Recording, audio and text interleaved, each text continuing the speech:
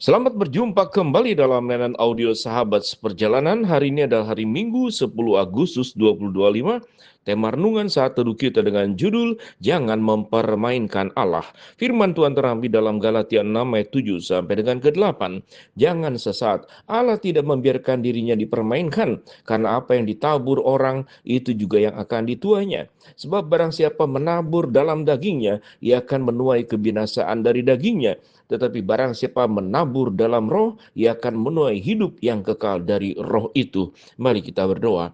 Bapa yang di dalam sorga, biarlah kami hidup secara lurus, hidup kami secara benar, dan hidup kami secara jujur di hadapan Allah yang tidak bisa kami permainkan dan tidak bisa kami bohongi atau dustai. Dalam nama Tuhan Yesus kami berdoa. Amin.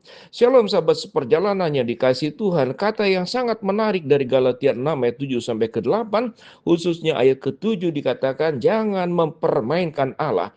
Jangan sesat, Allah tidak membiarkan dirinya dipermainkan. Berbicara tentang dipermainkan, itu kemudian dengan bermain adalah dua hal yang berbeda. Kita tahu kalau dengan main urusannya itu dengan anak-anak. Anak-anak punya kebutuhan bermain. Dan bermain itu adalah sesuatu yang memberikan manfaat yang sangat luar biasa. Dengan bermain, mereka belajar bekerja sama. Dengan bermain, anak-anak belajar bagaimana mengembangkan motorik kasar dan halus dari tubuhnya.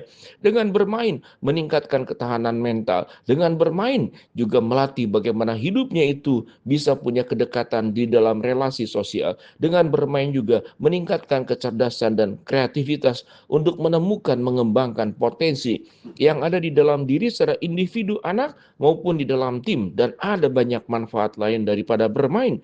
Bermain itu sesuatu yang sangat positif, tetapi kalau mempermainkan, maka tujuannya adalah jahat.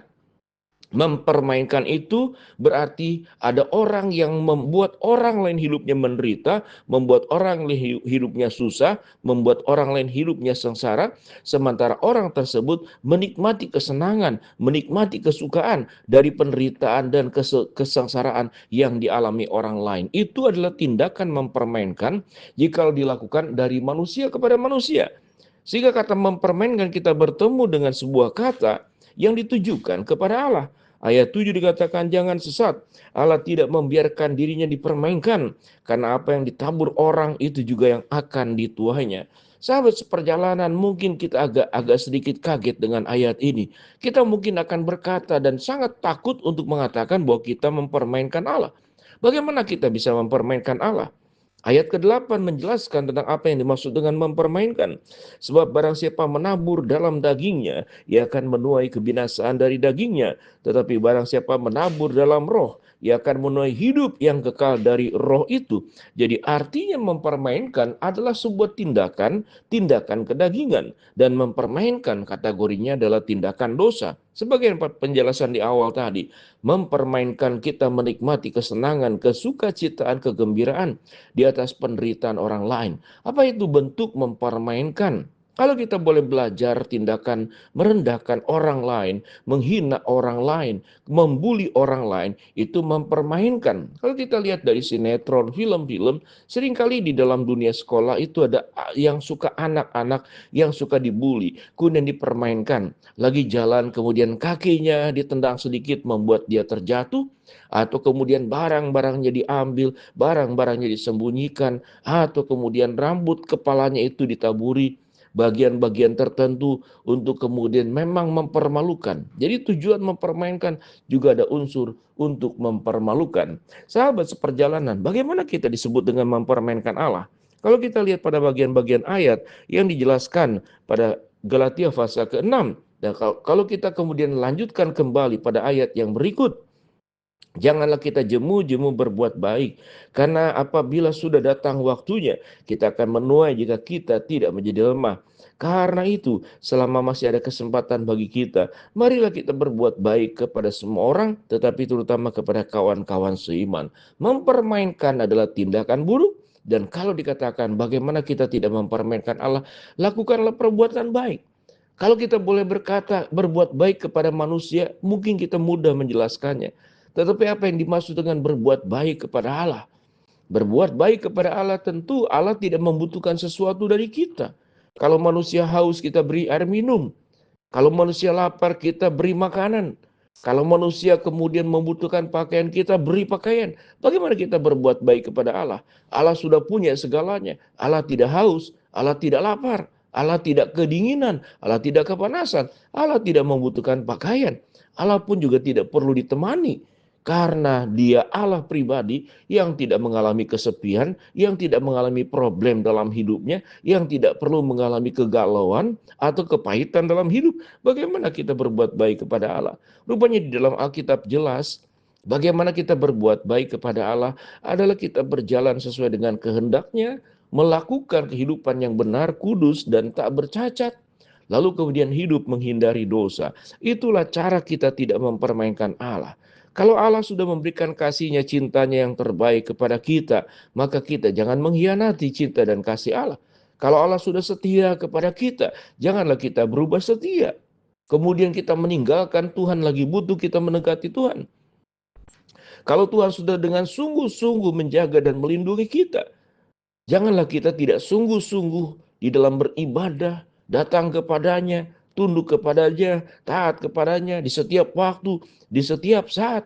Itu yang firman Tuhan ajarkan, kasihlah Tuhan Allahmu dengan segenap hatimu, dengan segenap jiwamu, dengan segenap akal budimu, dan dengan segenap kekuatanmu. Itulah tindakan-tindakan berbuat baik kepada Allah. Bersyukur untuk semua kebaikannya. Kemudian kita datang mengakui segala salah dan dosa kita yang sudah kita perbuat kepada Allah. Kita berjuang bagaimana hidup makin hari makin baik, menjadi berkat buat orang banyak, menjadi garam di tengah kegelapan, menjadi terang di tengah kegelapan, menjadi garam yang memberi rasa di tengah lingkungan-lingkungan yang orang kemudian sudah tidak punya lagi ada rasa semangat, rasa pengharapan, rasa percaya. Yang ada adalah rasa-rasa yang buruk, rasa terpukul, rasa terhianati, rasa luka, rasa kemudian mengalami berbagai macam pengalaman-pengalaman buruk. Sewaktu seseorang sudah bertemu dengan Kristus, dia mengalami sebuah perubahan hidup. Perubahan hidup yang dialaminya, kasih dan anugerah yang dialaminya. Bagaimana kita berbuat baik kepada Allah? Firman Tuhan mengajarkan, berbuat baiklah kepada manusia sesama.